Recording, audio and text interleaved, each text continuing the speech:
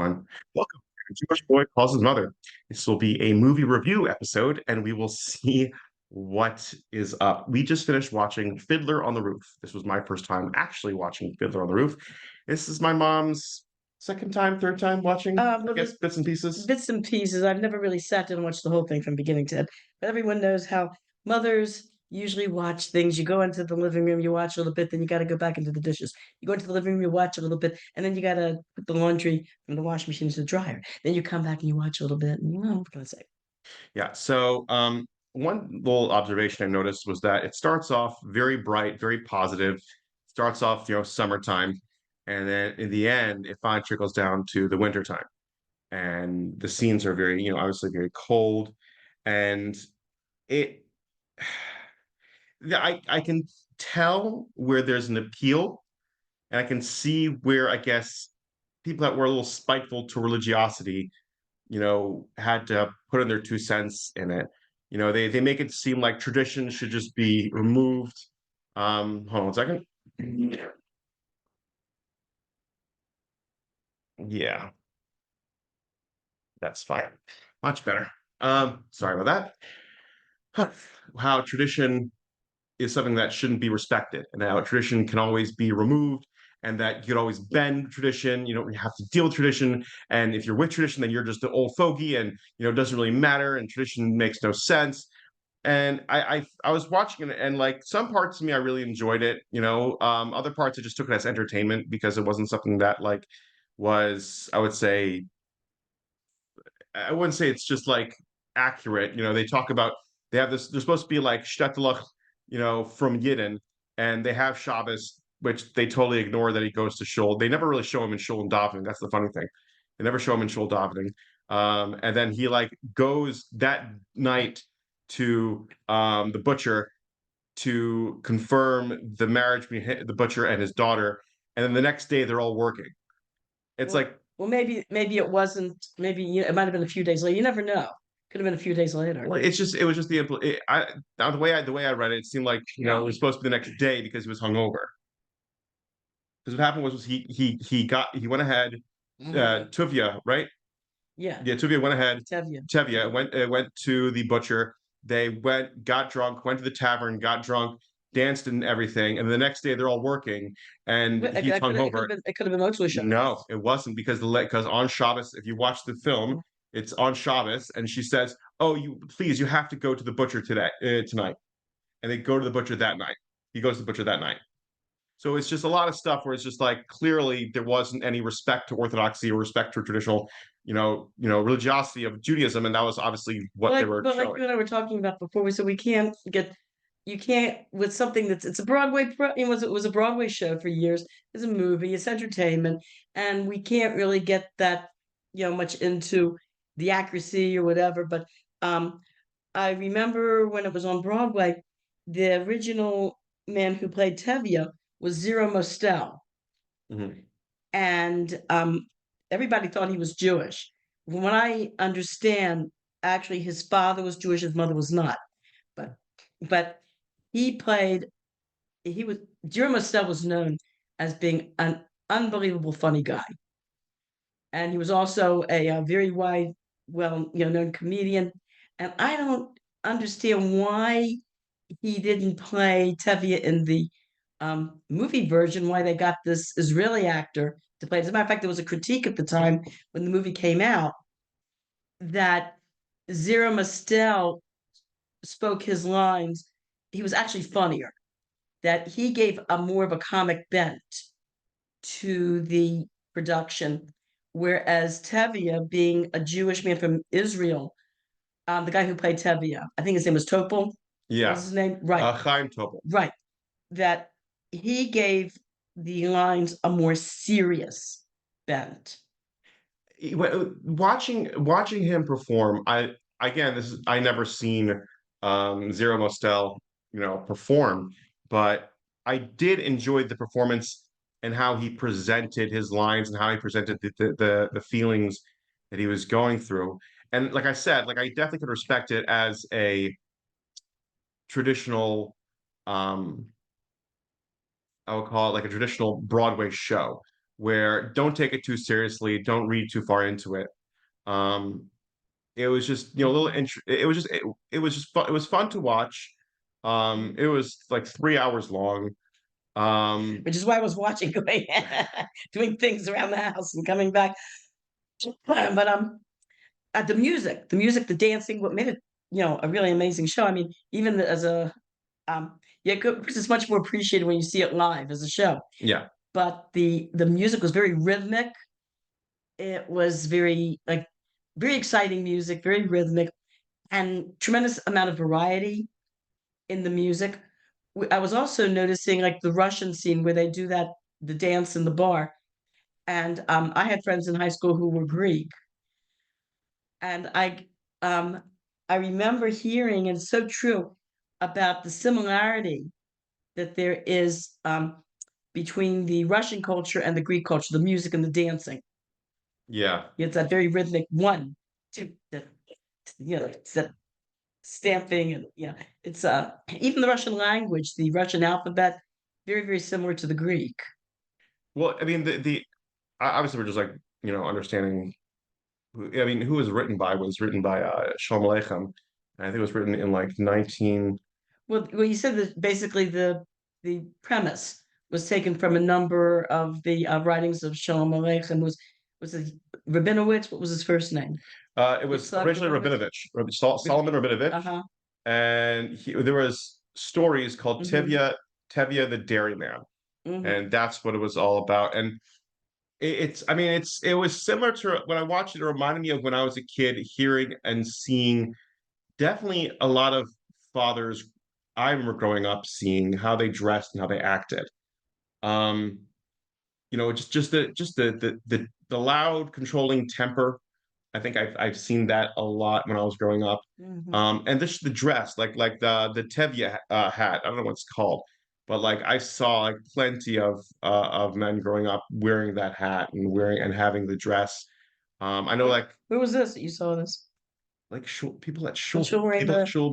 I used to call those caps proletariat caps. Well, They're like, the little caps there. Yeah. I'm trying to remember what it was called, but it's like it's that Tivia hat, Hmm. and I've definitely seen the attitude, and it was just more of like the whole story was about tradition and um like different like the man of the house is whatever he says is done. He puts his foot down.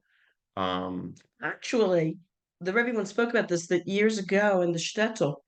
It was actually the woman who had the power because the majority of businesses were mostly run by the women. The women had tremendous amount of power in the shtetl.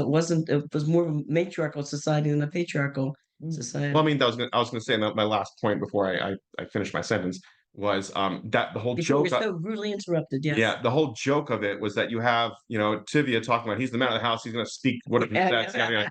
And his wife just like chimes in and is like, oh, what about me? What about what I'm supposed to do? And it's like a whole like he like backs off. There used to be a joke. What's it? I'm the man of the house.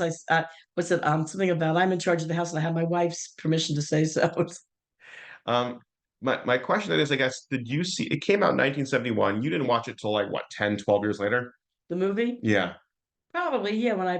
I think the first time I saw it was when, when you were a little boy and we were visiting Zadie in the nursing home and they were Oh, showing it. really? That's when I you saw think it? that's when I saw When I was it. like, what, like 15, 16? I never went to I never saw it. I never went to the movies and saw it. I saw maybe no, I don't think I saw it on television. Out of curiosity, did you see like a social phenomenon when that came out, and like how In the movies. how the Jewish communities kind of reacted to it? Like, were you aware of it? I I'm mean, trying to it think. was like I mean, it came out in 1971. It made Mhm. like Well, I remember. almost 10 I times. remember when it was on Broadway.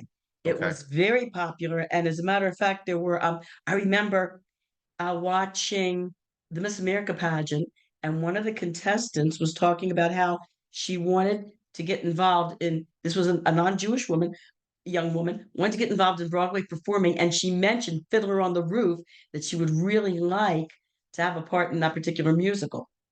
That was one of the things that she aspired to. Well, I think it's funny because you were a professional singer, so to speak. Did you ever want to get on Broadway and be musical like that, or you really just wanted to stick with your professional operas and things like that? Um, wanted to, but you know something, it's a very, very competitive field, and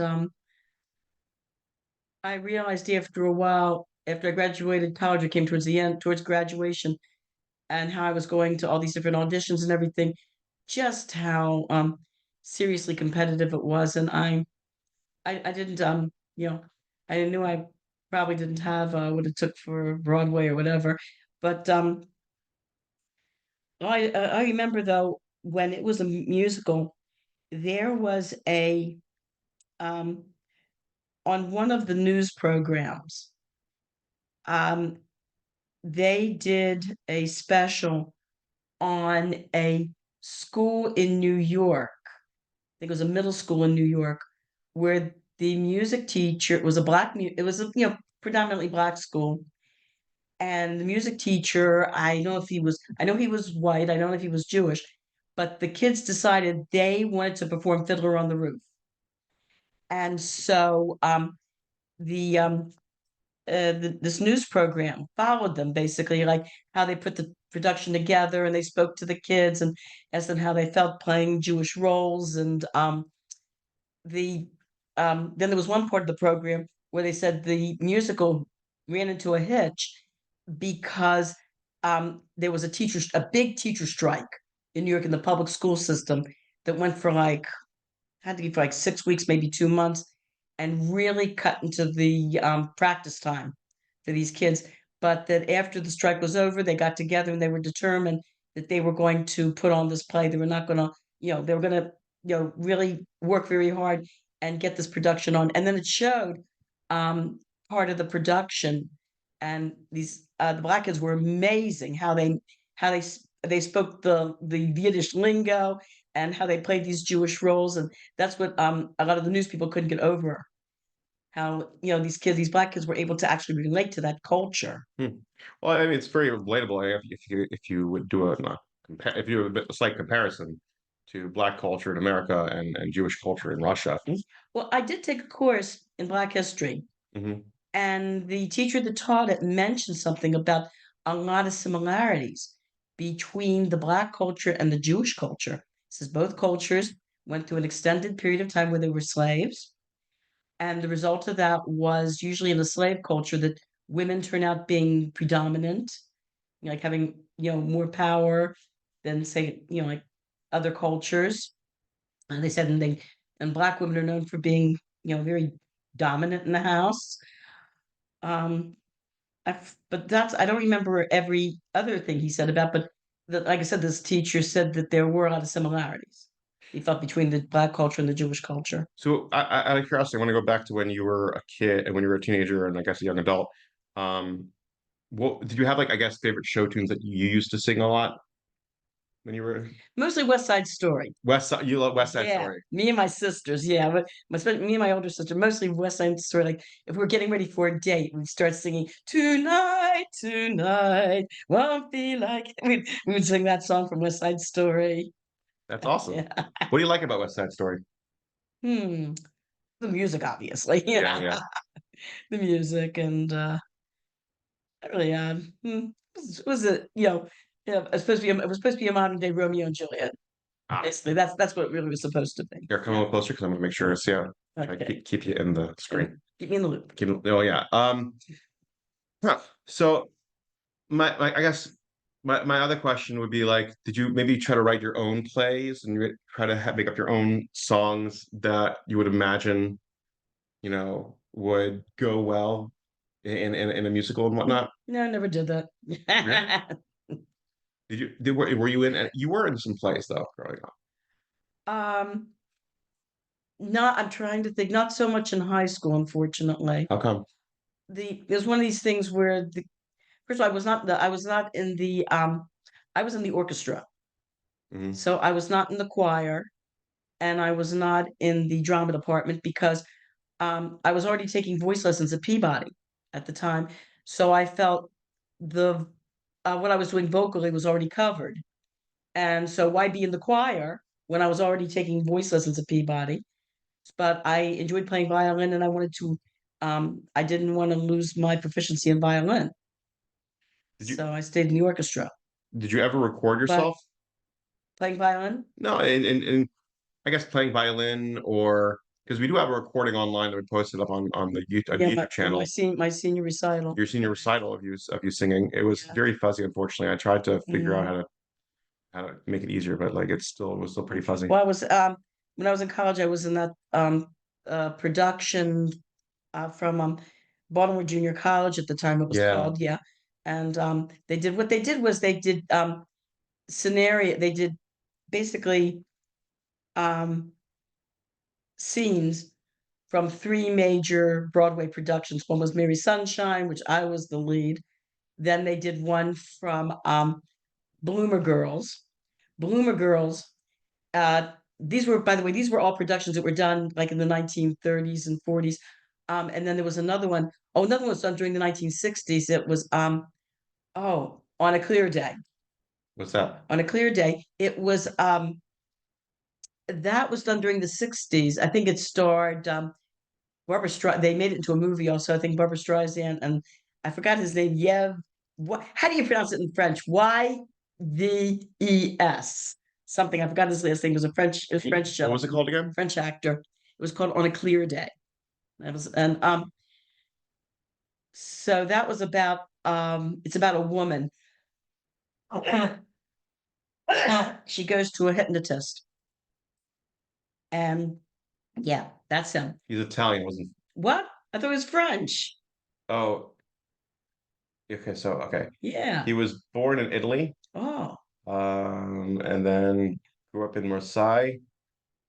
Yeah. How do you pronounce his name? I don't speak French very well.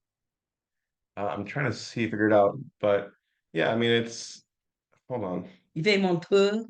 Yves Uh, Yves Lévy, yeah. and then better known as Yves Montand. Mhm.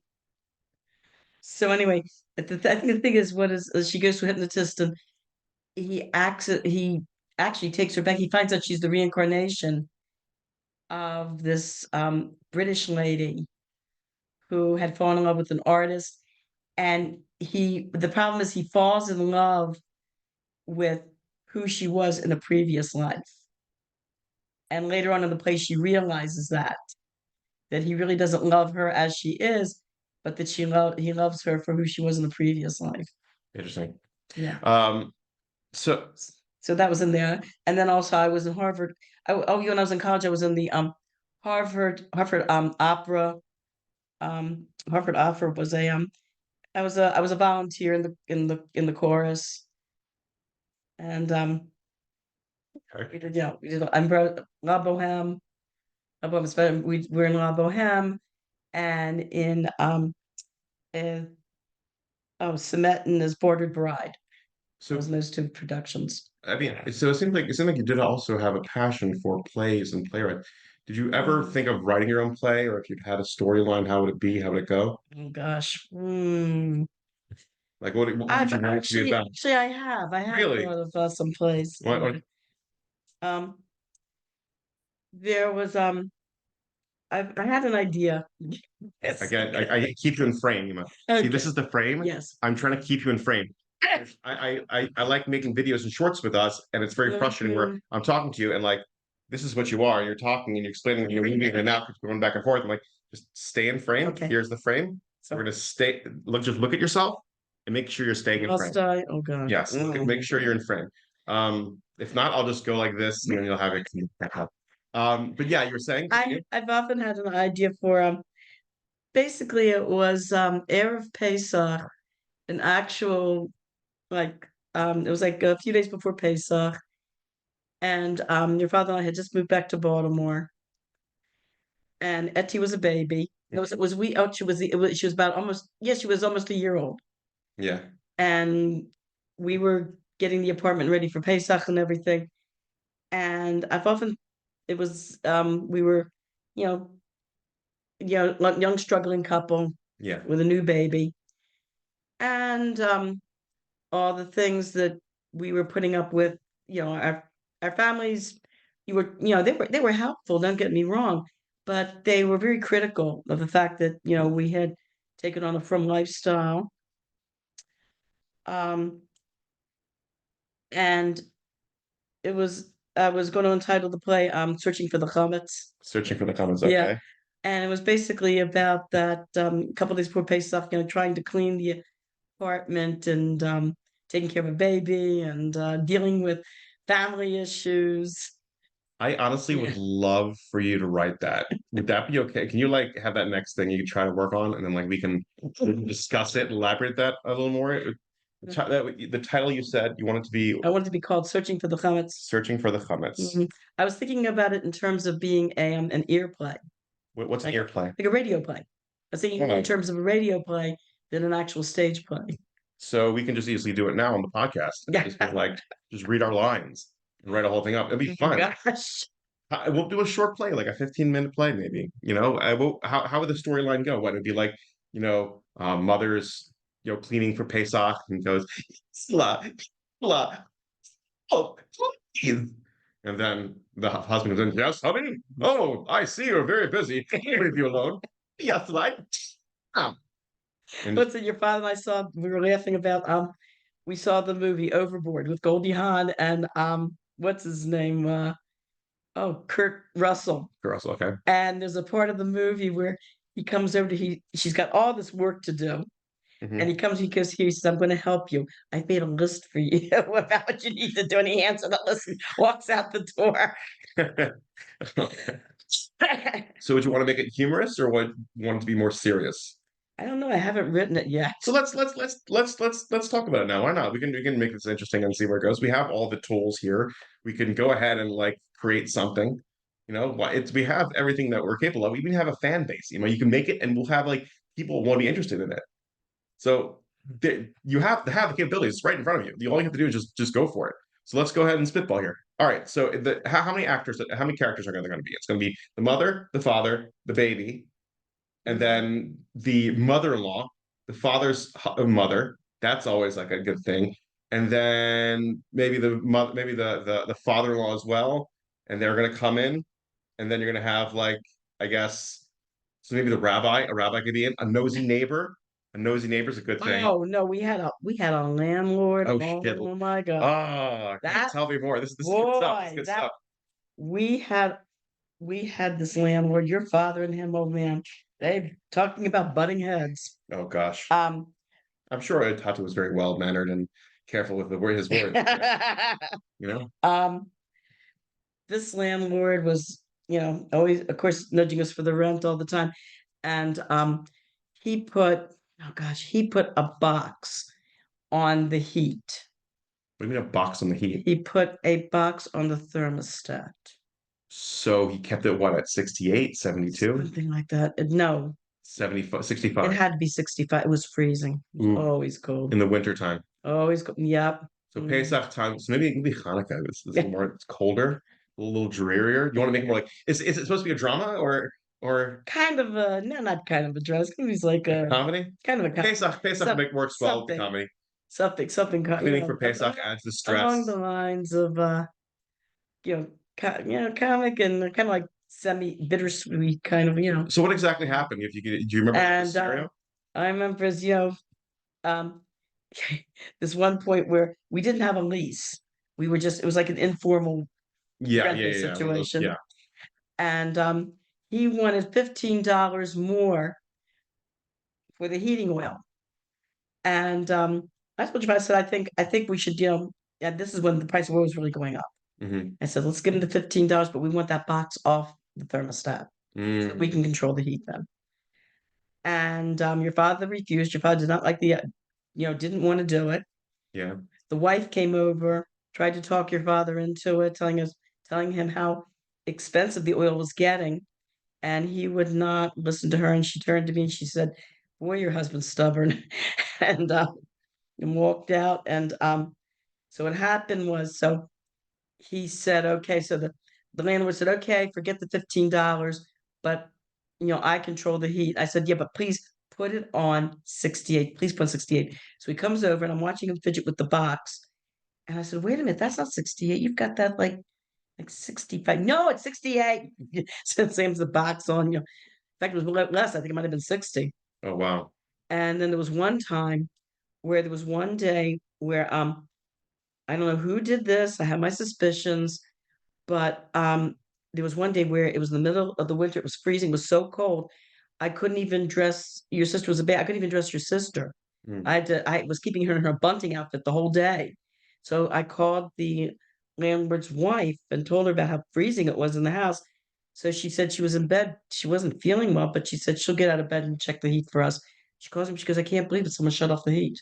Whoa. Oh yeah. So it must have, I think knowing Tati, he probably didn't trust the landlord. So Mhm. it's like, you know, it'd be more like a penny pinch situation. But then there was one time, then it snowed, and your father kept asking the landlord to sweep, to not to sweep, to shovel the snow, and the guy never came. So your father shoveled the snow and then took $15 off of the rent for snow shoveling. How'd that work out? I'm pretty sure that would have been a toughie. Oh God. Oh man, How you were there what for like a year? yeah. 1 year. And then eventually it just got so bad because Well, we well finally he kicked us out. So he said, oh he kicked you out. Yeah. So then that's when your grandfather, when Father Yeah. Fiona came and basically saved the day Hmm. and found this house and paid the people. He says, I'll give you a check today. You can move out today. He said, yes. Oh yeah. And No, that's it. I Yeah, saw it's I great. saw the Mm. record of what happened of everything. Um yeah, that would be like an interesting play, searching for the Comet. So it'd just be like it would take like that whole year and just like all the stuff that happened, just channel it into like a 3 day storyline, and you all like it's right before Pesach is like it saves the day. It's done. Like like well, I was thinking because I was thinking of Fiddler on the Roof, where like Mhm. the story kind of ends where at least they finally go to America, but the guy he has like four daughters that are the three daughters that are married, one's in Siberia, one they're together, and another one like he basically they're dead too. And like in the end, it's like it's cold, and they're just like trudging along, like getting to America at the end. Um, which I always think I think it's very interesting when it comes to like a play, American plays, because American plays always have like a positive ending, and Fiddler on the Roof has like a semi-sweet ending, you know, where it's just like at least they're going into America, at least they're finding a new home, at least they're having a place where they don't have to worry as much as being kicked out of the shtetls. Um, but did you ever like imagine shtetl life when you were like a teenager or a young adult, like what you would imagine it would be and how you would live? Well, I had my grandparents. Yeah, no, I The understand. I'm just the saying like top of the spot. I had actual I had what's it called? It's like oh I forgot what it's called. Kathy Kartoffel. It's a primary resource. Hmm. I think it's called a primary resource in history, where you have actual artifacts, where you have people that have actually been through the situation. Yeah. So my Bubby told me about the shtetl. I mean, I don't know, man. They lived. It was freezing cold. You're talking about northern Poland, Ooh. and God, there, it's fire. And she said they would make a big fire in the fireplace before Shabbos, and the end of Shabbos, you're sitting around the fireplace, like watching the little sparks disappear and getting colder and colder, and it's amazing. It's actually amazing how they lived. Oh gosh, and um, she said that they would she and her sister or whatever. No, she and her friends would be walking around, and they were cold, and wearing like you know homespun like just these gray outfits, because gray and I think gray and black were or and white were cheaper materials. Hmm. And in front of them would be walking these Goisha Russian girls that were all dressed in their furs and their muffs and their nice clothes. And my Bubby said that she and her friends would walk behind them and just be cursing them under their breath. I think it's funny because I remember watching Shoah. It's the Holocaust documentary. Mm. It's like an 8 hour documentary. I'm halfway through it still. I haven't finished it. But one of the things they were mentioning is that like the Goyish uh, women would always say that the Jewish girls were always what was more fancy. They were more fancy and then everything like that, and they didn't work. And clearly, it's just like raging anti-Semitism just bleeding out of them. Because I'm pretty sure the Mm. Jewish girls probably had nothing or barely anything compared to the opportunities that the non-Jewish girls had. But somebody's up. Hold on one second. Pause for station identification. Station identification. What should we call ourselves? WWB. WW. QSR. Baltimore. We can't do that. Yeah, exactly. That's a real one. So I think what it is, it's just like there's some people nowadays that want to have a shtetl life. They've kind of reminisced to a point of like missing it, which is kind of weird to say because it was absolutely terrible. But that's why I was asking you with like Fiddler on the Roof coming out in the 70s and like a lot of like retro, let's live back the way it was, let's go back in the day or not live in the past, but live in this culturally past moment. Was there anything like that when you were in college, or I guess that's just something that's happening nowadays? It didn't happen in the 70s. I'm thinking back to that. Actually, I was, um, the feeling was kind of that we were kind of happy that we were beyond that Interesting. at that stage of the game. It was very difficult. That the living was very difficult. Um, Also, I think the problem was too was that there was a lack of Jewish education, like you say, tradition. Yeah. And no, it wasn't. It wasn't really tradition. You had real, it was Torah law. You had really well-founded Jewish laws and practices that were very, very. They weren't just a matter of meaning as tradition. They were very well steeped in very, very good, philosophy and reasoning. I mean, that's one thing that kind of bothered me at Fiddler on the Roof, and that kind of got me a little spiteful with Mhm. everything because honestly, when it comes to these like, oh, they were just ignorant Jews who were like suspicious and superstitious and were so worried about things because of all the pogroms, but didn't really understand what they were doing and weren't really sure of their Yiddishkeit. I'm like, I have to disagree because there have Mhm. been plenty of evidence, of how much not just tradition, but actual, great tzaddikim and rabbeim came from these shtetls that you would consider like ignorant. And it also kind of bothered me where it's just like it was like the non-religious secular Jew that was the Bolshevik was like, no, we're gonna fight. We're gonna fight for this. We're gonna fight for that. We're gonna fight for freedom of everybody. And like, if you look at history, those people got murdered by their own That's right. political parties that they were trying to free. So Right. it's all ignorant. It was called the Yevsevsia. Yevsevsia was the Zetsia. yeah, that was the Jewish arm of the Communist Party during the 1900s and then early 20s, and yeah, they were the first ones that Stalin targeted.